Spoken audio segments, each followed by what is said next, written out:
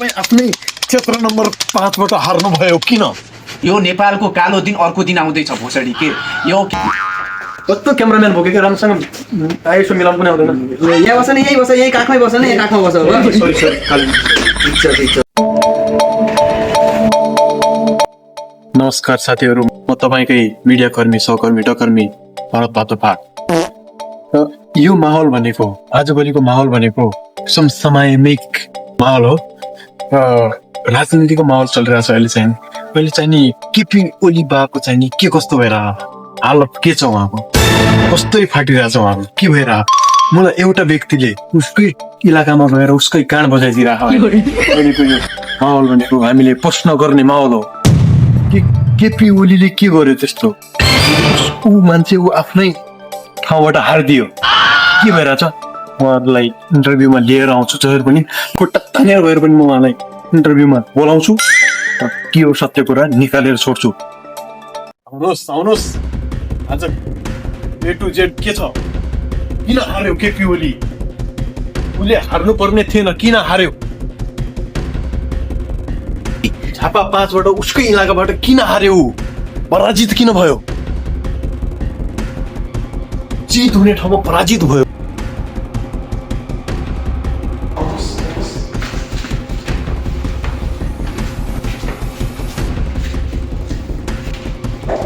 लाउनुहोस्, यहाँ केपी बा चाहिँ ब्रस गरिरहनु भएको रहेछ। तपाईँहरू केपी बा हुनुहुन्छ।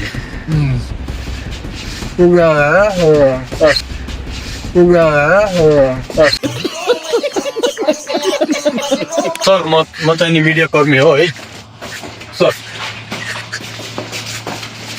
अहिले हारेको हुनाले के चिलाइरहेको, इग्नोर हानिदिइरहेको मलाई। सर मलाई टोक्ने बोनस खाएर नदिए भोसडी के ब्रस गर्न नदिउँ, हल्का वेट गर्न नसक्नुपर्छ हामीले पनि। र आखिर केपी बा हार्नुको कारण के थियो, म तपाईँहरूलाई आज खुलस्तै पार्नेवाला छु। छर्लङ्ग हुनेछ आज केपी बा हार्नुको कारण के थियो, अनि हारेपछि अहिले हालत उहाँको कस्तो छ। क्यामेराम्यान लौडा रहेछ, अहिले यस्तो गरिदिनु। ओके, अनि केपी बाले हारेपछि केपी बा अहिले कस्तो अवस्थामा हुनुहुन्छ भन्ने कुरा तपाईँहरूलाई म छर्लङ्ग देखाउन गइरहेको छु। कृपया हेर्नुहोला।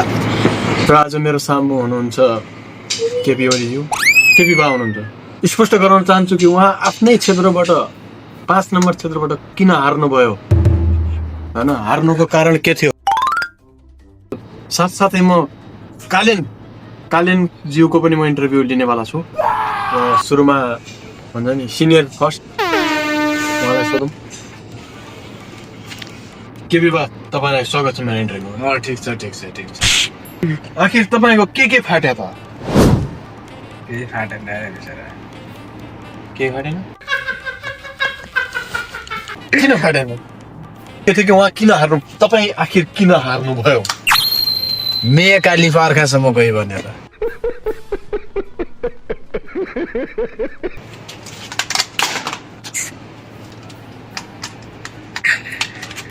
र तपाईँले यत्रो शासन गरिसक्नु भएको राज्यलाई, होइन, राज्यमा अहिले चाहिँ नि तपाईँकै क्षेत्रबाट तपाईँलाई नै पराजित गराएर अहिले जितको सेरोमनी मनाउँदै हुनुहुन्छ, सेलिब्रेसन गर्दै हुनुहुन्छ। कालिनजी, सबैले उहाँलाई माया मात्र गरिरहनु भएको छ। तपाईँलाई यति हेट किन तपाईँ आफ्नै क्षेत्र नम्बर 5 बाट हार्नुभयो किन?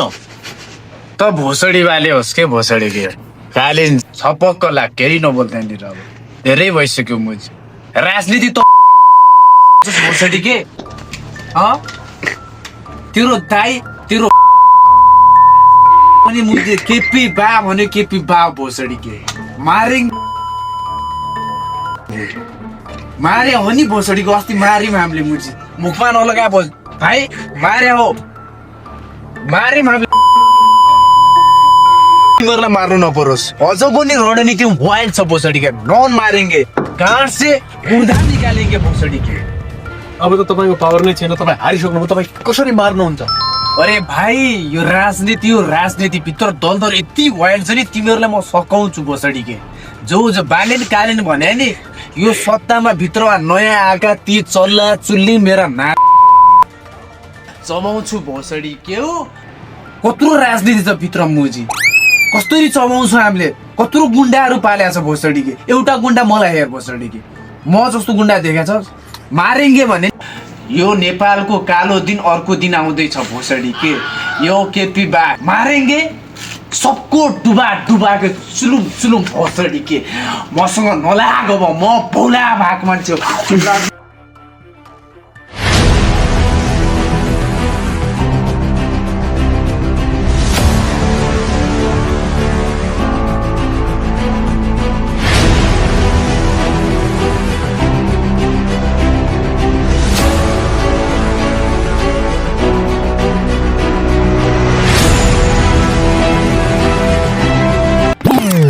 तपाईँले देखिसक्नुभयो उहाँ एकदमै खतरनाक हिसाबले बसिरहनु भएको थियो र उहाँलाई चाहिँ मैले अहिले इन्टरभ्यूको सेसनको लागि चाहिँ नि राम्रोसँग बस्न भनिसकेको छु। आउनुहोस् स्वागत गरौँ उहाँलाई। कालिनजी तपाईँलाई स्वागत छ मेरो मिडियामा। बहुत धन्यवाद हजुरले इन्टरभ्यू लिन आउनुभयो। स्वागत छ हजुरलाई भने। क्यामेराम्यान यस्तो हुन्छ घाम लागिरहेछ कालिनजीको टाउकोमा त्यो पर्दा लाउनु पर्दैन कस्तो क्यामेराम्यान बोकेको राम्रोसँग आइसो मिलाउनु पनि आउँदैन। यहाँ बस न यही काखमै बस न यहाँ काखमा बस हो। सरी कालिन ठिक छ नत्र देश लुटाइदिन्छु मैले। तू समझा? अब यस्तो छ सम्पूर्ण नेपालीहरूको आशा भनेको नै अहिले तपाईँ नै हुनुहुन्छ। तपाईँले यस्तो भन्न यस्तो शब्द सुहाउँदैन तपाईँले। यो त मैले मायाले भने देख्नुभयो तपाईँहरूले उहाँको माया उहाँको रिसमै माया छ। यो चाहिँ मेरो माया। त्यही भएर मैले एउटा प्रश्न गर्न आएको छु अहिले। तपाईँले झापा नम्बर 5 नै चुज गर्नुको कारण चाहिँ के थियो? केपी भएको किडनी फेल भइसक्यो थियो कसैले आश गर्दैन भन्ने थाहा थियो मलाई त्यही भएर झापा 5 सेलेक्ट गरे। वाह सरी होइन त हो पिएम जस्तो मान्छेले अझ यस्तो गर्यो भनेपछि यहाँ फेरि हत्याकाण्ड हुन सक्छ है फेरि। माय गॉड तपाईँकै आशमा अहिले देश चलिरहेछ अगाडि बढिरहेछ तपाईँले हत्याको कुरा गर्नु भएन। यो त माया हो। यो पनि माया हो माया ल देख्न सक्नुहुन्छ तपाईँ हरेक पोइन्ट नोट गर्नुहोस् उहाँको हरेक शब्दमा माया छ हो। तपाईँलाई सम्पूर्ण नेपालीहरूले मन पराउनुको कारण के हो त? घन्टी ल माय गॉड छ केही छ गाइज केही छ भन्नुपर्ने केही छ। कति सरल रूपमा उहाँले उत्तर दिनुभयो। ओ माय गॉड यस्तो मान्छे कहीँ पनि भेटाउन।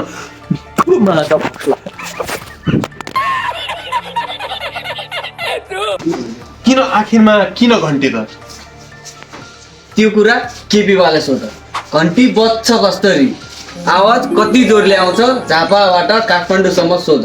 केपीवालाई सोध। त्यही भएर लोकप्रिय म एउटा कुरा भन्न चाहे भर्खरै मैले केपी बाको पनि इन्टरभ्यू लिएर आएको छु। ओ केपी बा सन्चै हुनुहुन्छ? सन्चै हुनुहुन्छ तर अलि गुस्सामा हुनुहुन्छ। त्यो त भइहाल्छ बा किडनी फेल भइसकेको बा। जस्तै केपीले भन्नुभएको थियो सिङ्गापुर बनाइदिन्छु के बनाइदिन्छु नेपाललाई अनि तपाईँ के भन्नुहुन्छ? सिङ्गापुर त हाम्रो नेपालै सिङ्गापुर भन्दा कम छैन नि भने।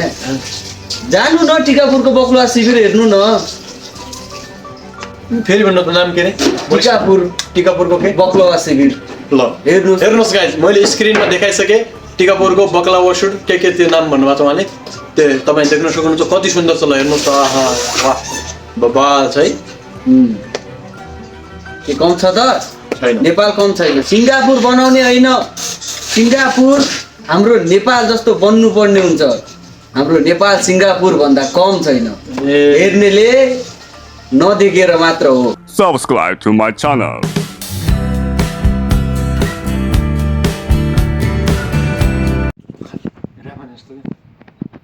मलाई नहेर तल हेरेर त्यतिको मलाई हेरे यताको हात्ती लाग्यो यता।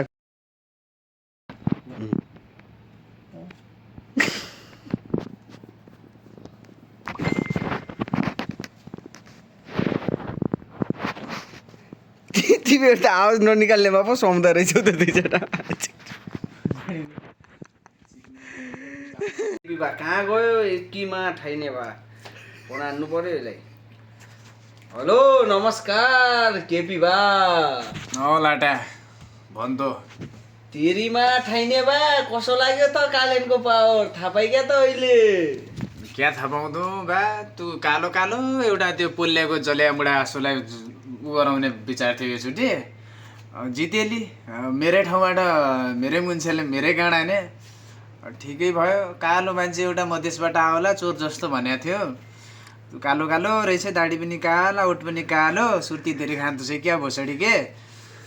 अर्को पालो तेरो बाउले जितेको राडा छोरा छपक्क लाग है तँ जा।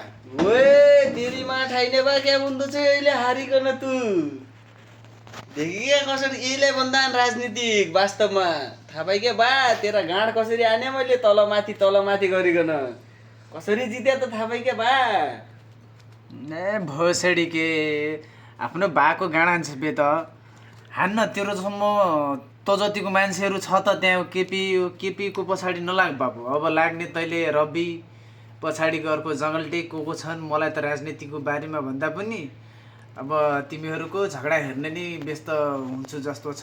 मर्ने बेला पनि ढिल जस्तो लाइफ। तेरीमा ठाइ केपी बाले म फोन हान्छु। मलाई देखा है फर्स्टमा। ओहो चुनावको चलपल त लाग्यो बल्ल। केपी बा टार्गेट आएको थियो केपी बा तलै रोक बा। केपी बा हेलो नमस्कार केपी बा। लाटा क्या छ त्यो हालखबर? तेरीमा ठाइने बा कसो लाग्यो त कालेनको पावर देखि क्या त चुनाव कसरी जित्या मैले। योचोटि कालो मान्छेलाई जिता भनेको थियो। तँ कालो भएर तेरो दाढी पनि काला बेलाटा। अब तँ कालो कालो मधेसी यसो देखेको। फोन हान्न नि त। फोन आइसक्यो। खो यो फोन भएको आइज त चुनाव कस्तो भयो।